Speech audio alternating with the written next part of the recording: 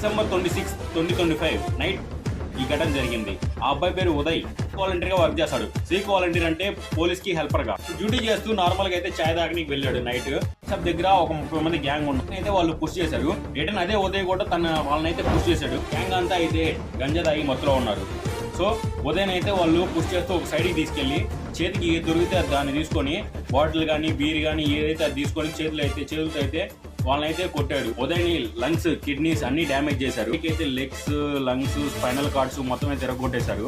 ఉదయ్ లోని sub divisional hospital కి అయితే షిఫ్ట్ చేశారు. కండిషన్ క్రిటికల్ ఉందని చెప్పి ఒడిశా హాస్పిటల్ కి అయితే తీసుకెళ్లారు. ఈ రోజు హాస్పిటల్లో ఉండి చికిత్స పొందుతూ ఉదయ్ అయితే చనిపోయారు. సివిక్ వాలంటీర్ గా హెల్ప్ చేస్తా సొసైటీకి సర్వీస్ చేస్తూ ఉండేవాడు. పోలీసులు కూడా ఈ ఉదయ్కి సపోర్ట్ చేయకుండా ఆ 30 మంది గ్యాంగ్ అయితే సపోర్ట్ చేస్తూ అయితే డైవర్ట్ చేశారు. పని చేసే అబ్బాయికి మీరే న్యాయం చేయకపోతే ఎలా?